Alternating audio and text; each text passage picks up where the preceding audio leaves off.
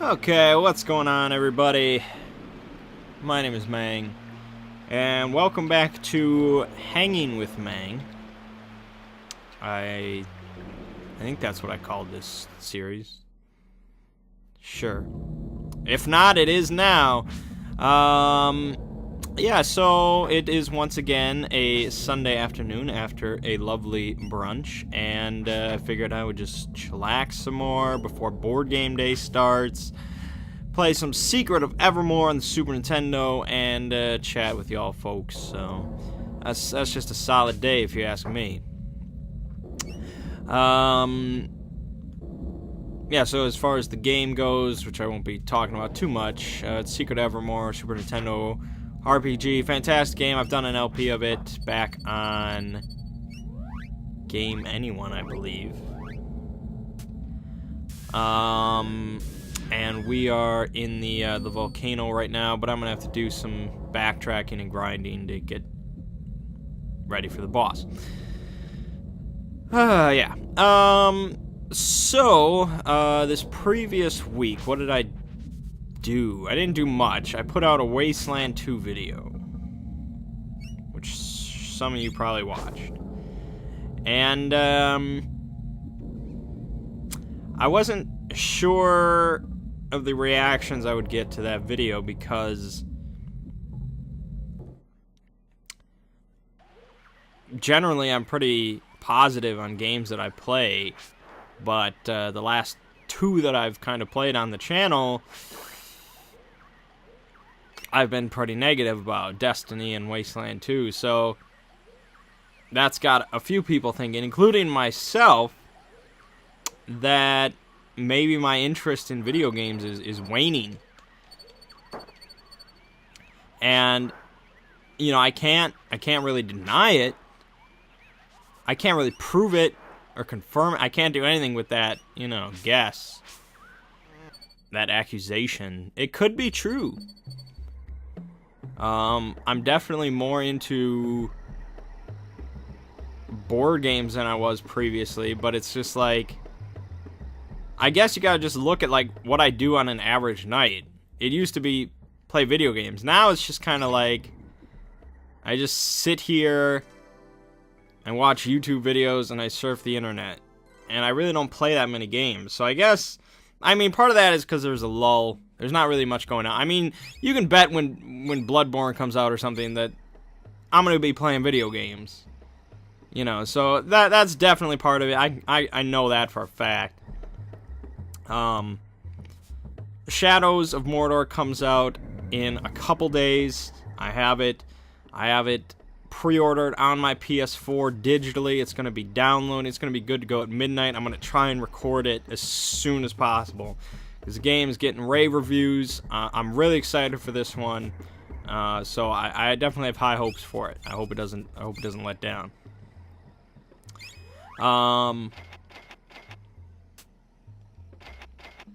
So yeah, we'll see about Shadows of Mordor, but it is definitely getting good reviews. So that is comforting to know. You know, whenever you spend $60 on something, you want it to be well received. Also, the final DLC for the Dark Souls 2 comes out on Wednesday, I believe. And that's good. That will definitely be recorded. Hopefully there's not too much off-topic chatter as I have this kind of weekly thing going on now. But I can never make promises like that, you know. Yeah, what else? What other games are coming out? There's got to be shit in October. I don't know. I guess I don't keep too up to date. I know the 3DS version of Super Smash Brothers is coming out next week. I'm definitely not getting that. Not that I have no interest in Super Smash Brothers. I have a little bit, but the fact that it's on the 3DS, nah. I'm hearing bad stories about the 3DS version and how it's just like destroying control pads, and the controls are just terrible and just not, and there's lag, and it's just nah. I ain't about that. I'm not really much of a mobile gamer as it is, but Smash Brothers on the 3DS, no thanks. Maybe when it comes out for the PU, maybe I'll get it. Here's what I need: armor.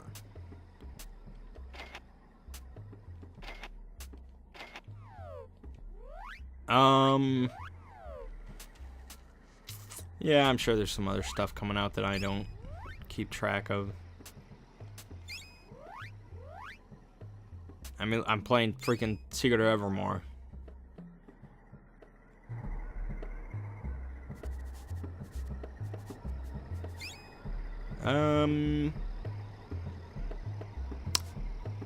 As far as movies go, I saw A Walk Among the Tombstones, I saw The Maze Runner, and I'm going to see The Equalizer on Tuesday. We're hopefully going to try to record another Admit 1, which is kind of problematic. The way that it's set up now, it's like, you know, we have this format, and if we can't really change the format at this point. Like, at the start, it was like, okay, you know, we'll just, you know, my brother will just handle all this kind of fancy production values and all that, and I just sit down and talk. And that's fine. But now it's like, if we want to do an episode, not only do we need him, but we need him to set up everything. And it's like this whole thing where I can't just sit down in front of my camera in my basement and just talk, you know. That's how I kind of prefer things, because I like doing things on my schedule, because I'm available when I want to be available. So, yeah, that's kind of problematic. That's why it's kind of sporadic and shit, and because my brother's a pretty busy guy, and just depending on another person is never ideal. So yeah, we'll try to do it. I like doing it because I don't have to do, I just sit there and talk. I can do that. But we'll see. I noticed on the last Hanging with Mangg, I didn't get a whole lot of comments. I got a few basically telling me to play more Dark Souls 2. But nothing really about anything I discussed. So normally I'd be discouraged, but then I don't think you guys really care what I talk about, and you're only gonna comment if it's like some hilarious story about women. So anything else I talk about doesn't really matter, so I'm not gonna be discouraged. I'm gonna talk about whatever I want to, as is par for the course. I did find out there is a board game named Infiltration. I did find that out. Which is unfortunate. Shit. Oh wait, where am I going? I'm dumb. So yeah, we'll come up with another name.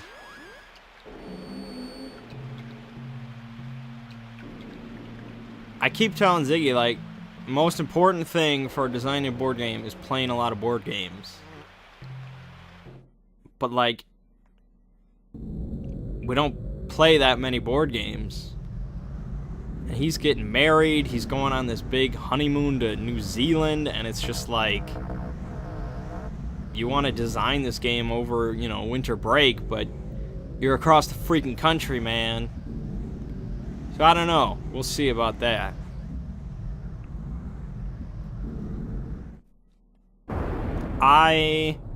Okay, so last Sunday's board game day, we had, let's see. At the start, we had 7 people, which is pretty big. Oh, how I wish we could have gotten 7 people for a D&D day. Hell no. Dungeons & Dragons? That's nerdy shit. Board game day? Hell yeah, man. I don't know. I don't know how that works, but okay.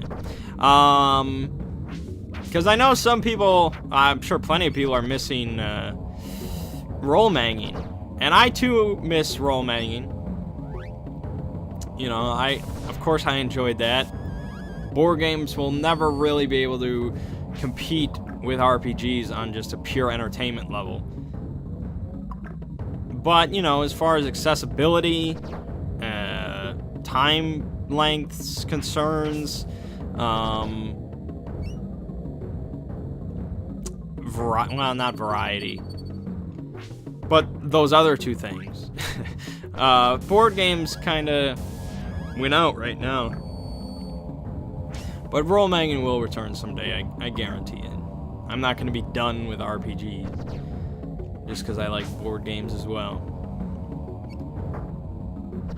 In fact, a few of the board games or card games that I have now make great fillers. Like small breaks while you're playing an RPG for 8 hours. You know, just bust out coup. So that's a good idea. So yeah, role manging will return someday. But for now, it's just hanging with Mangg while he talks about board games. I know it's not quite the same because you don't really get too many funny, amazing stories out of board games. Occasionally you do, depending on the game. I doubt you're gonna get really an amazing story out of, like, King of Tokyo. But you might get one out of Battlestar Galactica. I feel like my dog is not doing much. So last Sunday we had board game day. We had 7 people at the start, and I think we started off with coup as people were filing in. And then once we got up to 7 people, coup only accommodates up to 6. So I was like, oh, well, no more coup. Thanks, Mert. And, so then I switched to, 7 people. I don't have a tremendous amount of games for 7 people. 7 Wonders is, if you're looking for slightly meatier, 7 Wonders is there. I also have Shadows over Camelot. We didn't play either of those because I went straight to kind of the social deduction games. So I busted out One Night Ultimate Werewolf, which I had yet to play, but I heard just great things about it from pretty much everybody. So Werewolf, the original game, aka Mafia. Do I not have any call? Apparently I used all my call beats. Shit. The original Werewolf game, I've played a couple times around a campfire. I don't find it amazing. Because there's just... I'll play it, if I'm sitting around a campfire and for some reason I don't have anything else to play, and everybody's like, hey, let's play a game of Werewolf. I'm like, alright, fine, I'll count me in, whatever. But basically, if you've never played it, you get a bunch of people together. One person acts as the narrator, so they don't actually play, they just do all the talking and stuff. They push the game along, kind of like a DM. And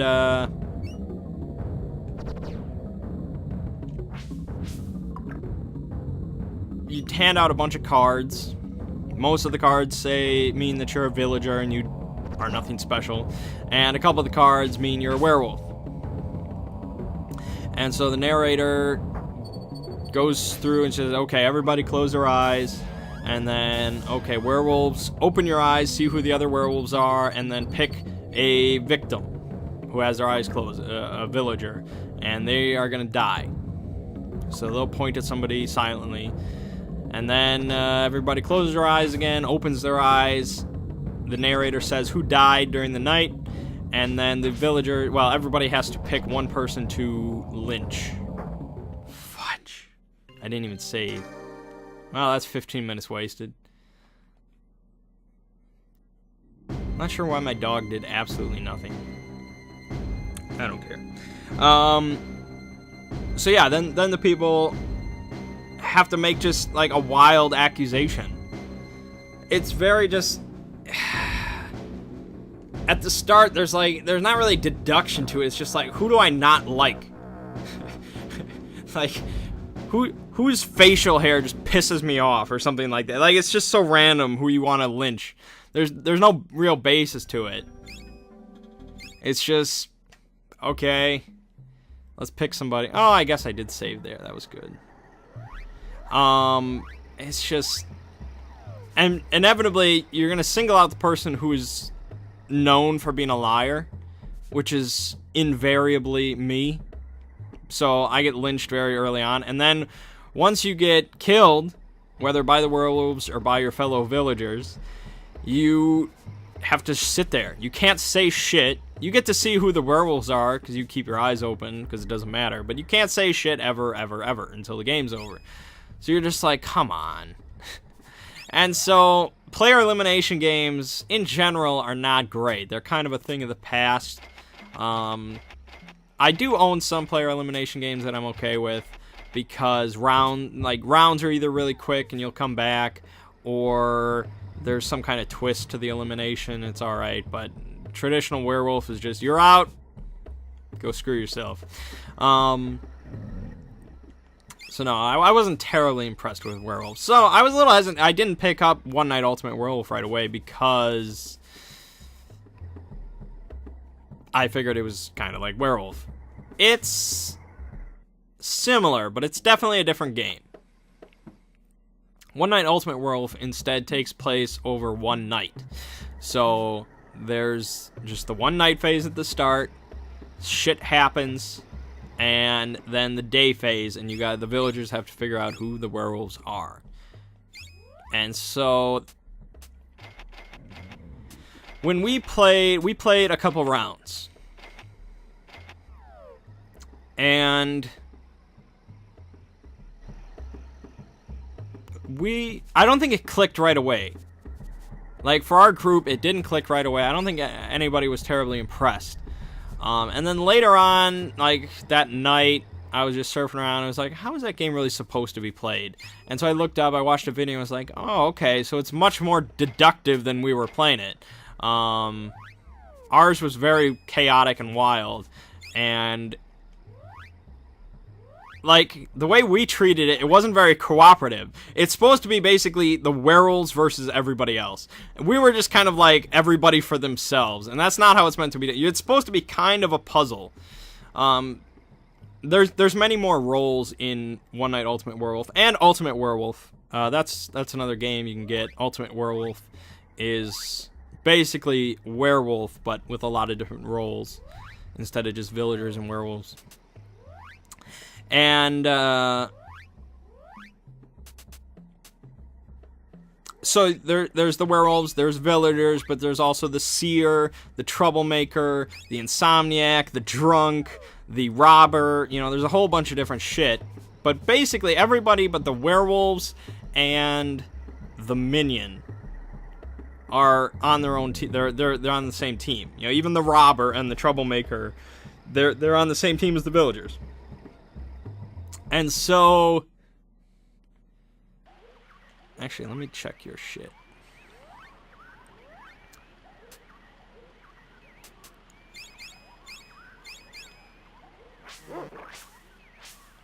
So basically, you know, during the night phase at the start of the game, well, at the very start, everybody gets to see their random issued role, so they see what they are.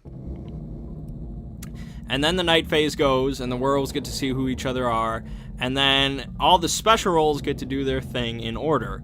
So the robber gets to swap his role with another person. The troublemaker gets to switch two people's roles randomly, you know, whoever he wants. The drunk gets to swap his role with one from the center. but he doesn't get to see his new role, and so on and so forth. And so there's just basically a lot of chaos during the night phase. And then the day phase comes, and so you don't get to see whatever your role is once the day phase comes. Only the Insomniac gets to see if their card was switched. So if the robber switched with their card, they would get to look at the end and see, oh, I'm the robber now. But, another person might just be, oh, I think I'm a villager, but really now I'm a werewolf. And so the day phase is a little chaotic because you think you're something when you're really not. But see, that's supposed to be the cooperative thing. The robber is supposed to be like, okay, well, I switched you and you, so you guys are, what were you before? Blah, blah, blah. But then it mixes it up because the werewolf is in there and he doesn't want to be found. So he might be like, well, I was the Insomniac before, and now I'm the blah blah blah. But the real Insomniac might be, well, no, I'm the Insomniac. And so there's deduction there, and we didn't really figure it out. But I would like to play it again, definitely, and try to do a bit more teamwork. I was happy with the second game we played because I introduced the minion. And the minion is interesting because the minion is on the side of the werewolves. But the only way he wins is if he dies and no werewolves die. So at the end of the day phase, everybody basically does 3, 2, 1, go, and they all point at somebody. And whoever is pointed at the most, they die. And if there's a tie, then multiple people die. So the minion wants to be pointed at more than anybody else. He needs to die if he wants to win. And it's interesting. And he wants to throw suspicion away from the werewolves, but he doesn't know who the werewolves are. And so for the second game we played, I introduced the minion, and I ended up being the minion. And so I started right off the bat, I started claiming that I was the robber. And of course the real robber was like, no, I'm the robber. And everybody else was like, oh, like, oh, I think we found our werewolf. And I'm like, I'm the fucking robber. What are you talking about? And I actually, it was like a double bluff, or it was like a false bluff, where I want people to suspect me, so I have to bluff badly. It was very interesting. I was very good at it. And so, holy shit.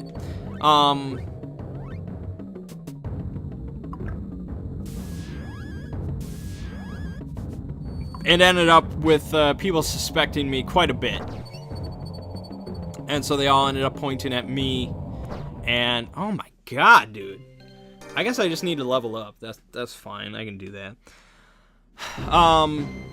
So people ended up pointing at me, and I'm like, so everybody's pointing at me, so I'm gonna die, and I'm like, the last thing is just like, okay, I really hope nobody switched my role, because that's like the last thing that you have no idea of knowing.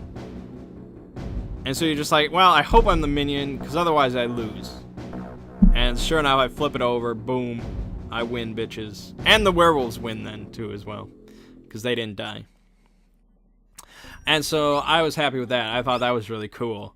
So I think I'll definitely give it some more chances. I think, it gets a lot of praise, definitely, so. We also moved on to the Resistance Avalon. This is another highly regarded party deduction bluffing game, and the regular version of the Resistance, which is sci-fi themed, was featured on Tabletop. So if you want to get a good idea of how to play it, I recommend watching the Tabletop episode. It's very entertaining. And the Resistance Avalon is a kind of Arthurian themed medieval stuff, and slightly different mechanics. There's a little difference, not too much. And so we moved on to this,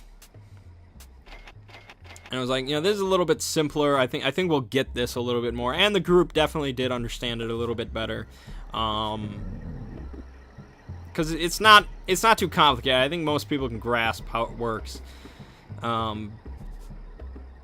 Basically, there's a certain number of good guys, there's a certain number of bad guys, The bad guys know who the bad guys are. The good guys don't know who anybody is except for themselves. And basically you go around, you have to pick people to go on quests. And when the people are on the quest, they can either vote for it to succeed or vote to fail. The good guys want it to succeed, the bad guys want it to fail, but they don't want to be found out. So they might actually vote for a mission to succeed just so they throw off suspicion on themselves. And basically, first group to either succeed or fail 3 quests wins. But if the good guys win, one of the bad guys is known as the assassin. And one of the good guys is Merlin. Merlin, at the start of the game, gets to see who the bad guys are. The bad guys do not get to see who Merlin is. At the end of the game, if the good guys win, the assassin has to pick who he thinks Merlin is. If he guesses correctly, the bad guys win.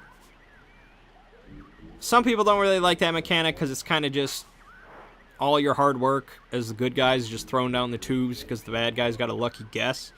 But I think there's a bit more finesse to it than that. You know, the good guys that aren't Merlin, they don't know who Merlin is, but they know they're not Merlin.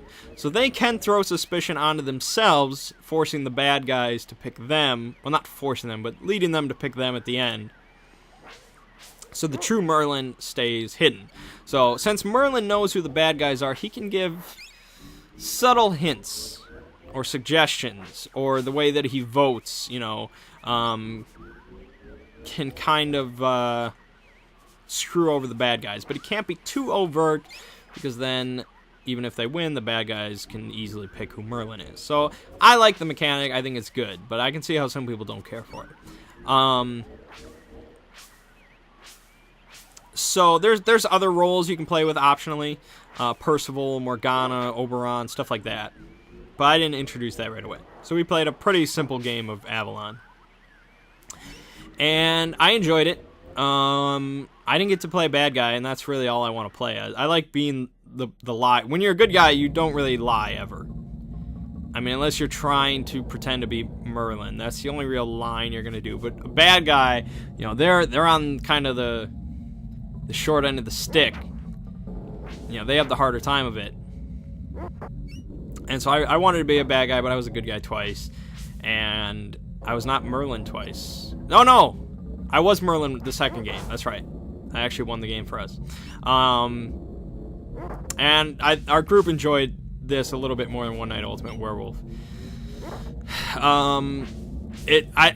Being just a regular guy is kind of boring. Kind of like being a villager in Werewolf. You don't have much option. Being a regular good guy is the weakest.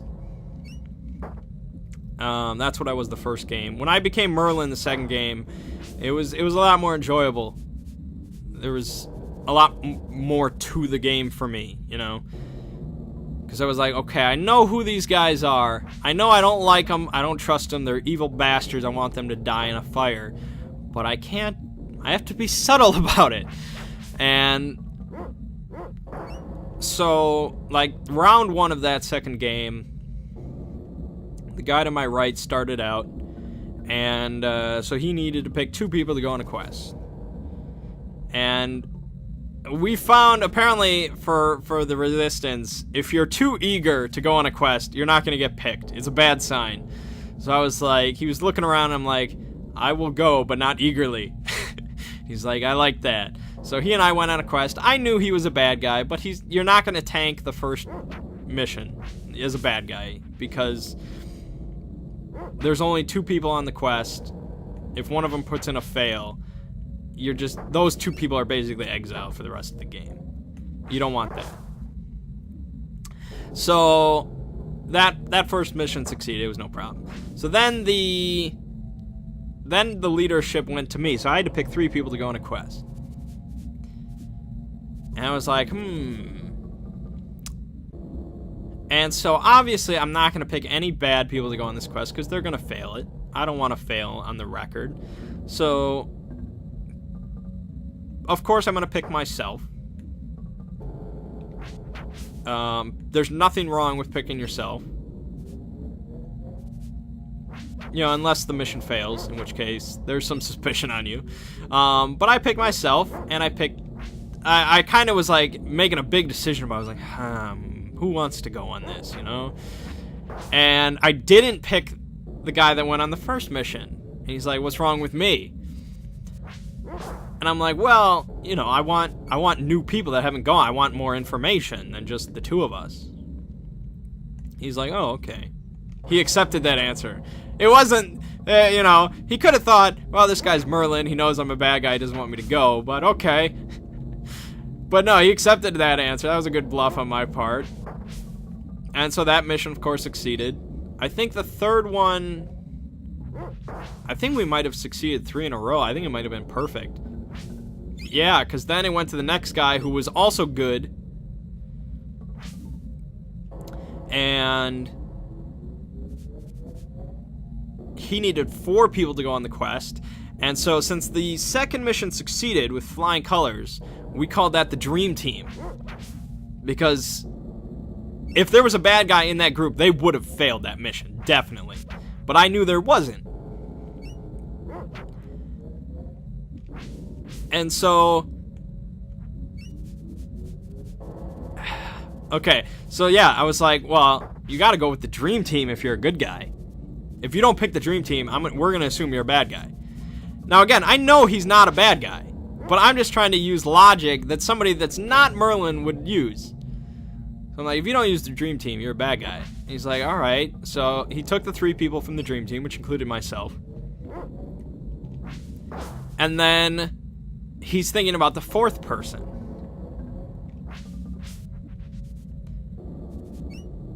And here's where I used logic yet again.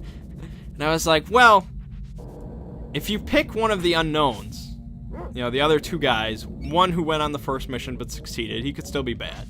So that's still kind of an unknown. And the other guy who didn't go on a mission yet, like, if you use one of the unknowns, you can't really be sure.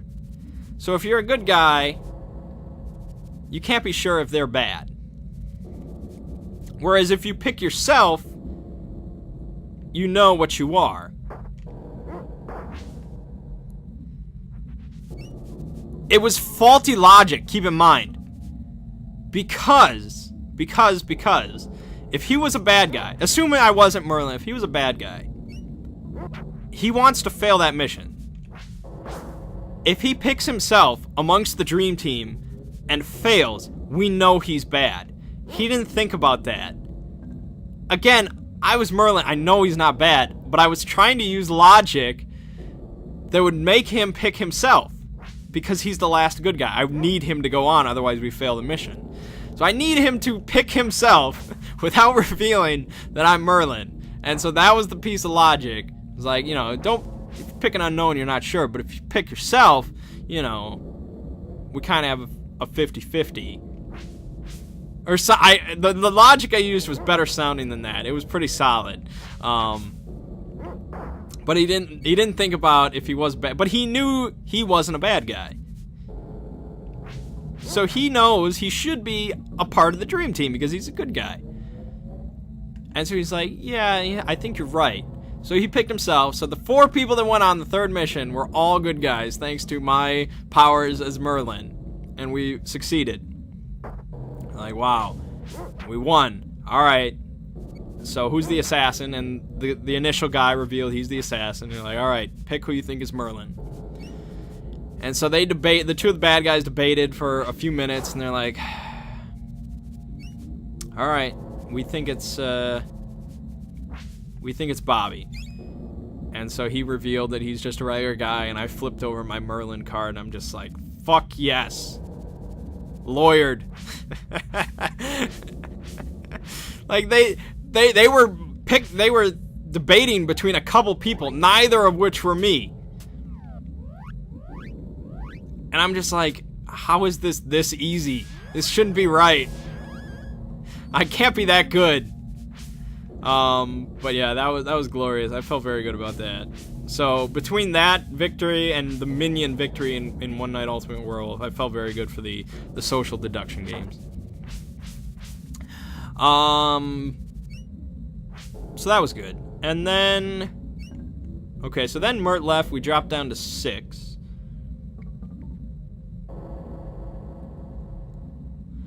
I feel like we just played Coup then. No, what did we play anything else? I really think we just played Coup for the rest of the day, which was like an hour and a half. We really like Coup. Yeah, I think so. So, yeah, it wasn't an incredible board game day. I want to get something meatier to the table than just a couple party games and Coup, but you know how it is sometimes. So then Friday night, yeah, it was Friday. I went over to a guy's house before Applebee's, and I brought along Coup, of course, but I also brought a couple other games. And so we're sitting there. Studs is like punching out cardboard pieces from his copy of Sentinels in the Multiverse that he bought because he really likes it. And I pull out Coup, and we're talking about whether we want to play Coup or something else. And I'm like, well, I have this game in my car we could try. It's called Dead of Winter. And they're like, oh. Well, Studs is like, absolutely, let's play it. Because he's heard about it. So the others are like, all right, well, we'll play whatever. So I bring in Dead of Winter. So this is a game that is... This is the hotness right now as far as board games go. Like, this is what people are talking about. This is what people want to buy. This is what people want to play. But it's hard to get a hold of. Quite difficult to get a hold of. I think it's getting a little bit more in stock now. I don't know. I own it, so I stopped looking. But I picked up my copy from Barnes & Noble online when it popped on sale for like an hour before going out of stock again. I randomly was able to get it. I was very surprised and very happy. $54, Dead of Winter? Yes, go. So this game is all the hotness right now because it is another, well, it's a semi-cooperative game. It's semi-cooperative for multiple reasons. One reason is there's a main objective, which you can pick which main objective you want to do. And so that can switch between games. And pretty much everybody wants to complete the main objective. This might be various different things. But then there's also personal secret objectives. So nobody gets to know what your secret objective is. And this can be, this isn't as big as the main objective, of course. This is just like have 3 fuel cards in your hand by the game end. Or have more cards in your hand than anybody else. Or have more survivors in your following than anybody else. Blah, blah, blah. It can be all sorts of different small things. And so you, as a player, if you want to win, you need to complete the main objective as a group, but you also need to have your personal objective completed by the time the main one is finished. So you might, help the team out a lot, be a great team player, finish the main objective, feel awesome, and then lose because you didn't complete your secret objective, which is how my first game ended. So it's semi-cooperative in that aspect, and there's a lot of things to lend to that, where there's a lot of untrustworthiness, where you might be kind of hoarding cards that could help the team, could help the main objective, could help the crisis, whatever it is, but you want to also do your personal objective because you want to win. People like to win. So people will be like, you'll be at the gas station or something. You'll be looting the gas station because you need fuel for the crisis, but you also need fuel for your personal objective. And so you'll loot a bunch of cards and be like, man, I didn't find any fuel. But then if somebody looked at your hand, you'd have 3 fuel cards sitting in there because that's what you need for your personal objective. And so there's a lot of, like, suspicion and stuff like that, you know, like any hidden traitor game. But there's also a hidden traitor mechanic. Randomly, not in every game, there's a chance for any game, there can be a betrayer. And so this is another secret objective like anybody else's, but this is a betrayal card instead. So this means you do not want to complete the main objective, you do not want to help your team, you are against them. You want morale to hit 0, meaning everybody else loses. So you're basically against everybody else. So you need to get morale to 0, but there's also generally some other small objectives listed with that. So you might need, you know, 5 fuel cards in your hand, or, you know, 8 food or some shit like that. And you need to be kind of subtle about it, because if people suspect you of doing shit and being the betrayer, they can exile you. And once you're exiled, your secret objective switches up a little bit, and you can no longer go to the colony, and everybody knows you're just a dick, and I think they can potentially kill off your survivor. I think you can, yeah, you can kill other survivors, so you don't really want to be exiled generally.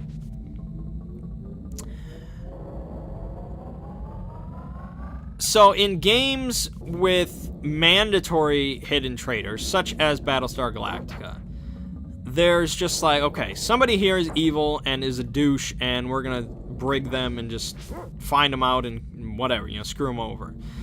In games where there might be a hidden traitor, such as Shadows over Camelot or Dead of Winter, there's always just a suspicion. There's always just like, are you evil, or are you just worried about your secret objective? Do I really care if it's one of those? You know, if it's, you know, does it really matter? I'm just going to exile you anyways, because you're not being a good team player.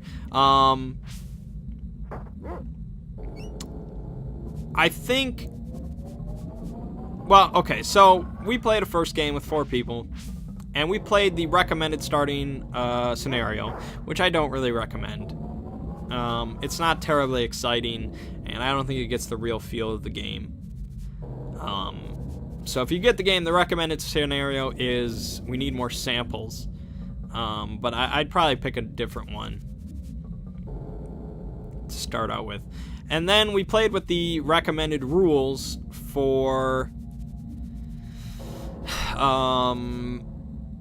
the secret objectives. So the recommended rules is you put out 2 regular cards for every player, and then you add 1 betrayer card to the mix, and then you shuffle, and you hand out 1 to each person. So that, you know, if you have 4 people, that's like a 13% chance or something for somebody to be a betrayer. I don't know if that math is correct, but it's not a great chance. There's a betrayer variant, which I will probably play with every time from now on, in which I don't remember off the top of my head. I think it's you put out 1 card, 1 regular card for every player, and then you add 1 betrayer card to the mix. So that increases the chance of a betrayer by quite a bit. That's like a 75% chance or 80, something high numbered. That doesn't guarantee a betrayer, but there's a good chance. And having the betrayer makes the game, I think. We didn't have one in our first game, and so it was pretty much just, it was a cooperative game for the most part, because I was a moron. I didn't even worry about my secret objective. I was like, we got plenty of time and blah, blah, blah. And the crises that we had was all about fuel, and I needed fuel for my secret objective, but I was like, I don't want to fail the crisis. I got plenty of time to get fuel for my secret objective. So I ended up losing because of that. But the game is a lot of fun, even with the way that we played it naively and blah, blah, blah. I definitely see a lot of potential with the game. It doesn't take terribly long. Our game took maybe like an hour or so, which is way less than something like Battlestar Galactica. And, you know, there is some suspicion there. You know, we had the small chance of there being a betrayer, but there was some suspicion. We're like, you were just at the grocery store, but you didn't pick up any food. And there was then there's also crossroad cards. Crossroad cards are interesting because basically for every player's turn, the person on their right grabs a crossroad card, and each card has kind of a condition.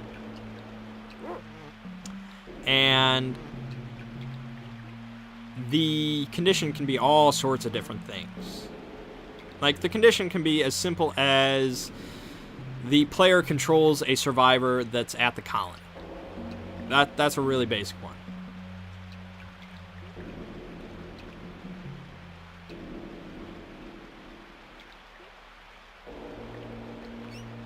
That wasn't right. Oh, no, that was right. So that's a very basic one. That's almost guaranteed to apply during that player's turn. But then it can get a little bit more difficult. Like, that player moves to a location that has nobody else on it. That has a good chance of applying, but not guaranteed. That player might control if that player controls a specific survivor, like Thomas Hart or Forrest Plum or something like that, or if that character is in play from anybody, then read this card. Or it can get a bit more abstract, like that player moves to a location where another player's survivor is, and those are the only two people at that location, or something weird like that, where it's just like, what are the odds this is going to apply? And then it does apply, and you're like, holy shit, I get to read this card. And then it can get really abstract, like, during that player's turn, any player yawns.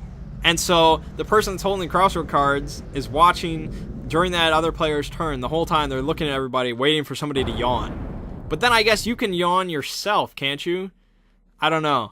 We didn't get that one in actual play. That I just saw while leafing through, and I was like, oh, God. So yeah, the crossroad cards then introduce all sorts of kind of the apocalyptic, end-of-the-world, survival choices, stuff like that you would imagine. So these are going to be things like where you have a couple of strangers approach your colony, and they need food, or they want to join your colony or something like that. And so the group might have to vote with thumbs up or thumbs down if they want to let these people in, or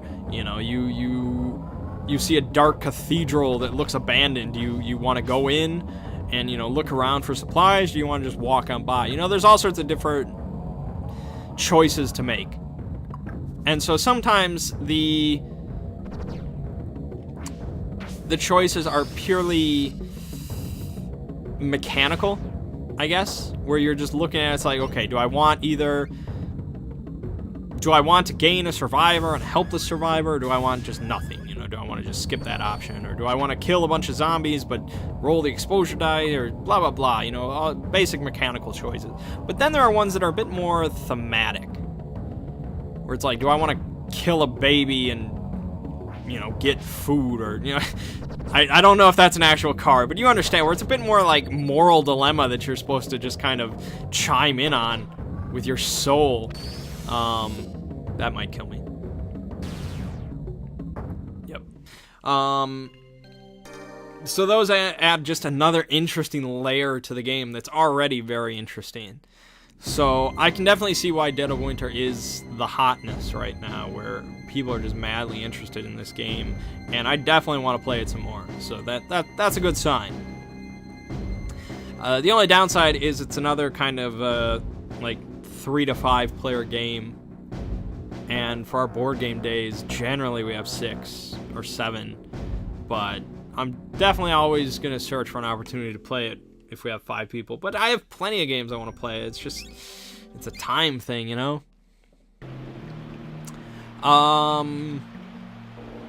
So yeah, we played Den of Winter, and then we went to Applebee's, and there was only 3 of us at Applebee's, and we really wanted to play Coup, but I'm not going to play Coup with 3 people. It's not going to happen. Nah. So we busted out Love Letter, and we played Love Letter at Applebee's till 2 in the morning. Our waitress left before we did. Like, that was... She's just like, are you guys gonna leave soon? Because I need to clean up this table so I can, punch out. They're like, how about if we just move to another table and let you clean up? Like, okay. So we moved to a different table so we could keep playing Love Letter, so our waitress could clean up our table and leave. Funny as hell. But yeah, Love Letter's still a great game. It doesn't quite have the same depth as Coup, I don't think, but as far as just portability, you got 3 people there.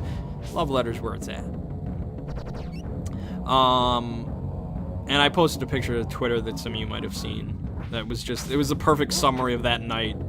Just food and alcohol at Applebee's and Love Letter cards. But yeah, that was a good Friday night.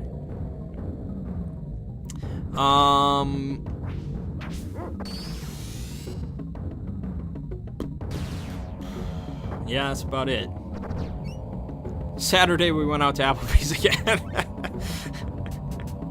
You know how it is. But we didn't play any games, unfortunately. We had a lot of people, and so it just gets too crowded to play Coup.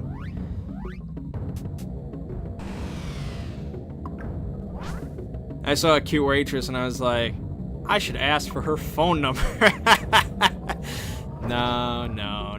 Let's not do that. That's just a dangerous road.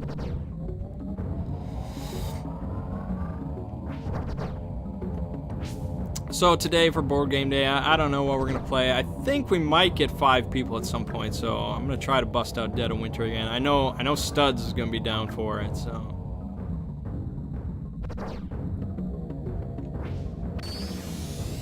That won't kill me. Unless that double stacks. It did. Fuck. I want to keep playing Sentinels in the Multiverse. I really liked kind of the cooperative puzzle aspect of that. That really appealed to me. I still have like 15 games I haven't played. Like Game of Thrones, the board game. I really want to play it, but when am I ever going to get 6 people together for 7 hours? Yes, let's play Game of Thrones. Maybe over the winter when people have a bit more time. I don't know. I really want to beat this boss before this video ends, though.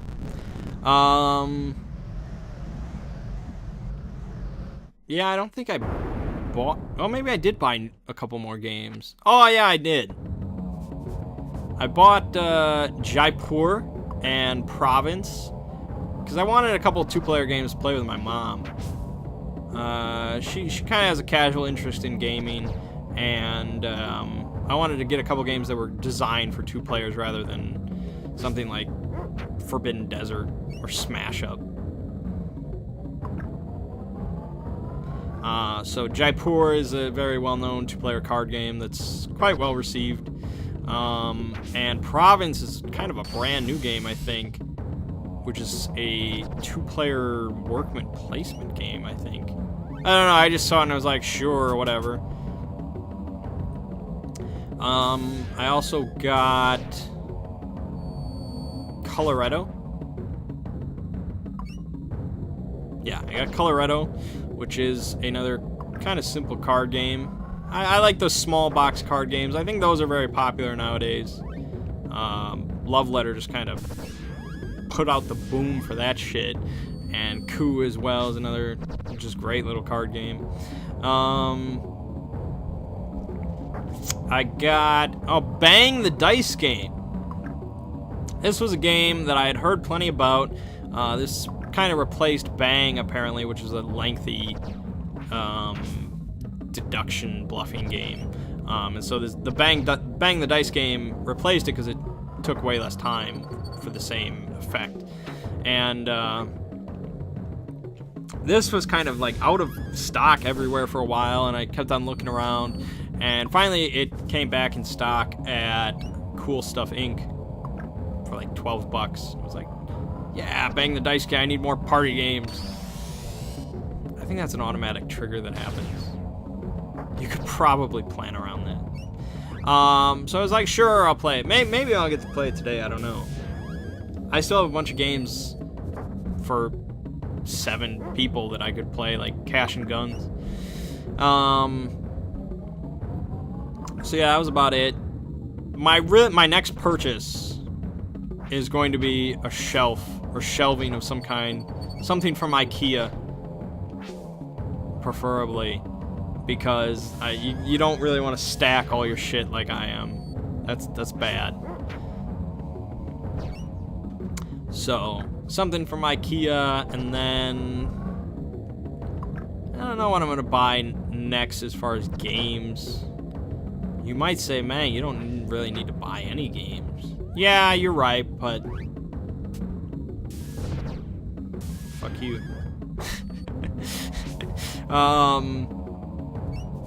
My wish list on Board Game Geek is like 70 items. It's ridiculous. I just keep seeing like, oh yeah, maybe I'd buy. Like, a lot of these, I don't know if I'm gonna buy, because like 60, 70 bucks for a board game, that's gonna be a while. So I'm mainly looking at $20, $30 games that I'm gonna buy. Like, I own a bunch of just like $12, $13 games that are great.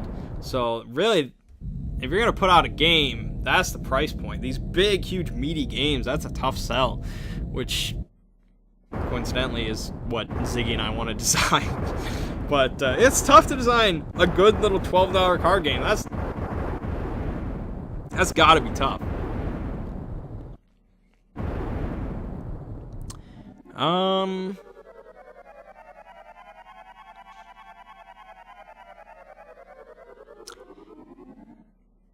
I feel like this can't really be board games and girls if I don't talk about some girls.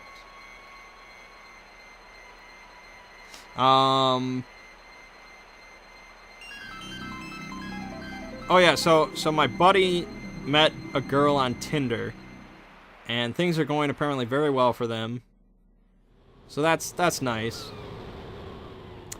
But that girl is roommates at college with one of our friend's sisters. Like, one of our friends we've known since grade school, we hang out with quite a bit. His sister is roommates with this chick. So that was like a huge coincidence. And so I'm like, I've never met the guy's sister. So I'm like, huh, what does she look like? So I look up her Facebook page with my buddy, and I'm like, I kind of want to meet this girl. And so we're going to try to get the girl to bring out her roommate to hang out with us. Apparently she's not a wild drinker, so I'm like, all right, I got to meet her now. Because most people in Wisconsin, if you've never been here, most people our age are kind of wild drinkers. I know you get to listen to me talk about it, and I am very much the exception. But most people I hang out with, they drink quite a bit. But, yeah, so I'd like to meet her. I don't care if she's my friend's sister. Come on. I ain't got no standards. I don't know. Anyways, there. I slipped in a little bit of information and discussion. So that's officially board games and girls. Alright, so that's going to wrap up this week's Hanging with Mangg. I know it was mostly board game discussion, but there was some stories in there, right?